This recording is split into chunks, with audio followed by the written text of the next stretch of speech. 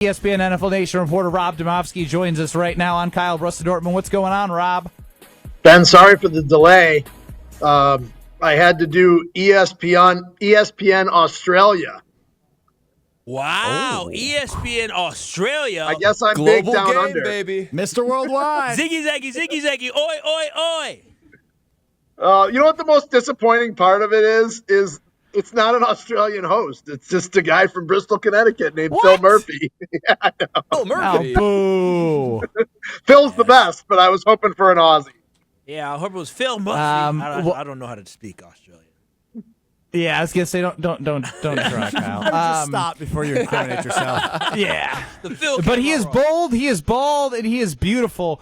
Rob, I have a lot of confidence heading into this matchup Sunday for the Green Bay Packers for a couple of reasons. I think they're playing complementary football. I don't like saying complete game because, again, it's hard to play 60 minutes of perfect football. But they don't turn the ball over. The Bears feast off turnovers, and their defense isn't good. I feel like if the Packers play the way they've been playing, just over the last 2 weeks, the game should take care of itself. Now it is a divisional game, and the Bears have won games, but I think they're better.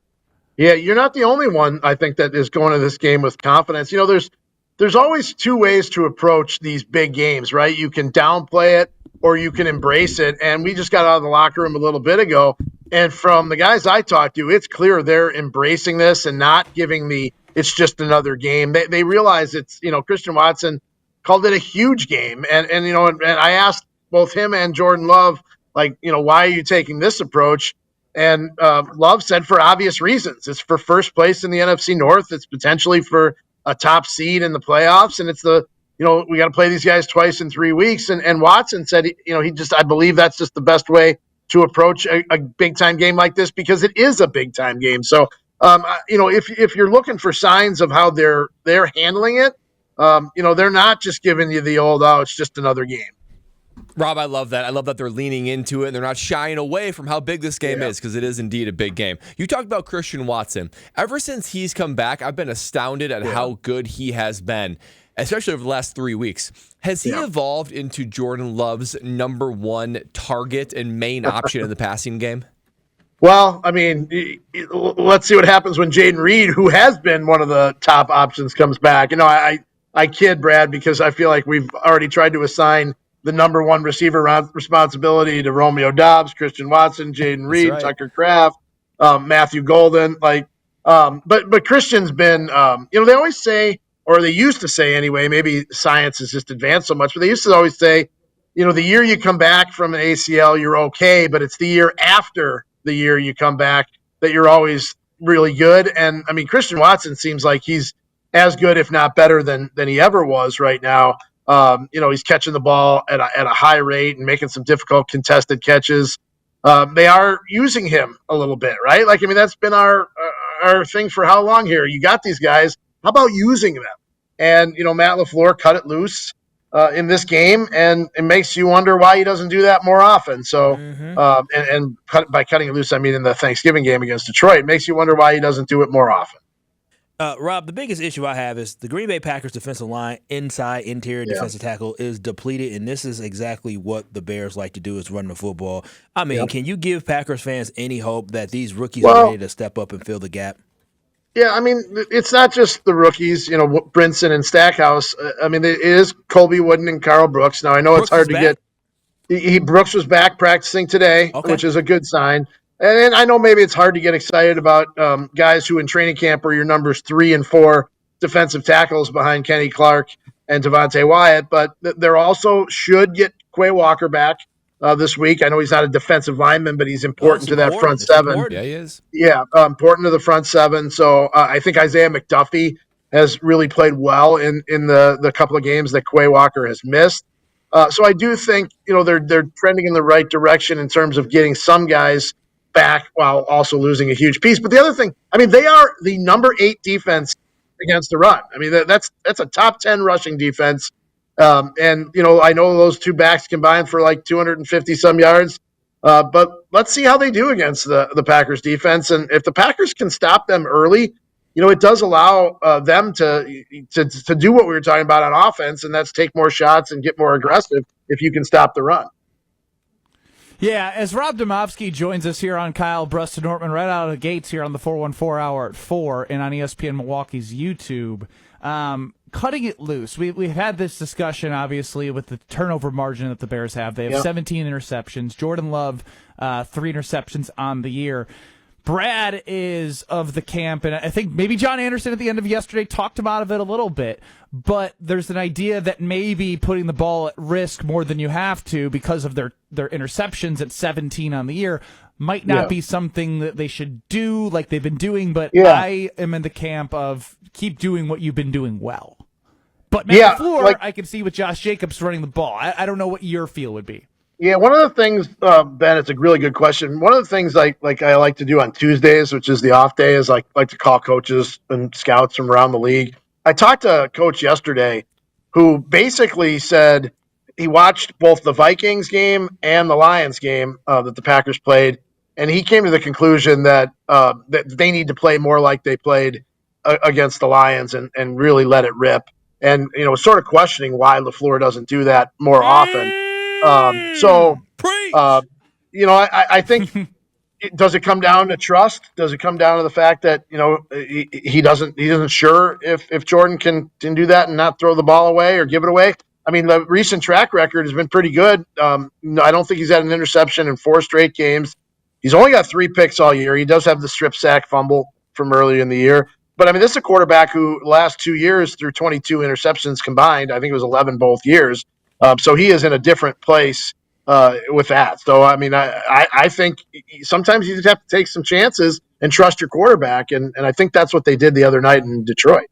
Rob, I mean, I'm just thinking about Jordan Love as you described, Matt LaFleur cutting it loose, and we've seen him at this time every single year now turn it on. We've dubbed it Car-a-thon, not saying the true name of the brand name. Yeah, the brand name of it. But what, I mean, this is your 3rd year now where you're witnessing an ascension of Jordan Love. What can you identify for Jordan Love that at this moment of the year he always ramps it up?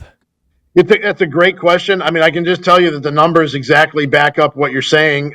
From November on, he's got, in the 3 seasons from November to the end of the season, 37 touchdowns, 6 interceptions in that stretch. Time out. Rob, wait a minute. Okay, you said from November on, and November just started. We're 1 month into November right now. We still got some time. You're saying Jordan Love threw how many touchdowns in November on in the NFL? No, like every season. Over the last 3 seasons. I know, 37 touchdowns. I mean, so, you're talking about like in 6 games, right? So do the math with me on this, Kyle. This year it's 6 touchdowns, no interceptions. Yep. Okay, from November on. Last year it was 10-2. From November on. In 2023, it was 21-3 from November on. That's nasty. I believe that adds up to 37-6. November on, you only play about 7 games per year, 8 games maybe per year, half the season. That's it. It was in 23 games, I think, was the total. That was his. So what do you attribute that to? I attribute it to ESPN stats and information research. But Brad, I think if you knew they would start doing it in September, I do wonder if, from a coaching staff standpoint and a game planning standpoint, it takes them a while within a season to figure out how teams are going to attack them and what they can do to counter it. I don't know if that's the case, but I do wonder if, for whatever reason, we always hear the Packers coaches say, oh, well, we thought they were going to play us man and they played us zone, or we thought they were going to blitz and they didn't blitz. So maybe it just takes them a while to figure out what teams are going to do and come up with a better game plan. So, I just think that, at this point, whatever the reason, it's a trend. Like it's real. Yeah. Now, somebody else who practices well, Nate Hobbs seems like he's back and he may be returning. I mean, what Nate Hobbs are we going to get? Are we going to get the guy that we expected to sign, or are we going to get the guy that has struggled throughout this year? I think we're going to get a guy who's a backup and probably doesn't get on the field unless there's a reason. I mean, the way Carrington, Valentine, Keyshawn Nixon have played in the base, and then you have the nickel with Bullard. I mean, who do you take off the field? I don't know that I would take any of those guys off the field, and I would just say, all right, Nate Hobbs, you go play special teams, and if we have an injury, you better be ready. That's the way I would approach it. Is there an out after this year with him, or we have him locked in for 2 years? They can save some cap space. I just looked this up today. I think by March, whatever the 5th day of the league year is, he'll be gone because he's got like a $6.5 million roster bonus that has to be paid that day if he's on the team, and there's just no way. They'll actually save like $1 million in cap space, so it won't be it won't be bad. A big swing and a miss in the offseason, but I'm glad the Packers have a way out because they have to shore up that defensive back and field. Corner specifically going into next offseason. And Rob Demovsky joining us quickly here on Kyle Brust-Nortman for a little bit longer. Rob, when I think about the Green Bay Packers and the Chicago Bears in this matchup, there's a name that for some reason is not brought up enough. Micah Parsons. How do you put into words what he's been for the Green Bay Packers? Because it's like we just not take it for granted. We just enjoy it. It's just like, all right, we got this guy. Yeah, I really wonder if he's like a strong candidate, if not a leading candidate for Defensive Player of the Year, because Ben, like how many guys come in only because of that outrageous sack number he has. Right, and Myles Garrett he plays for a team that's won how many games? Like 3? 2 or 3. But what if he breaks the all-time sack record? Yeah, that's it's a great question. That's a great question. I'm not a voter. I don't know how those guys think, but Micah Parsons is making a massive impact on a winning team, and it's the idea that you went out and made this bold move and it worked, right? Like, I mean, it didn't just it hasn't just been okay. It's been really, really good. Now, obviously, he's got to get through the rest of the season and make a long playoff run. And Dak hasn't had a lot of Micah hasn't had a lot of playoff experience. But they need him to come up big when they get into playoff games too. So, but at this point, man, I don't know how you can say it's anything other than an A+ move. All right, Rob, it's Wednesday. It is an A+ move. Real quick, Brad. These are the Defensive Player of the Year odds.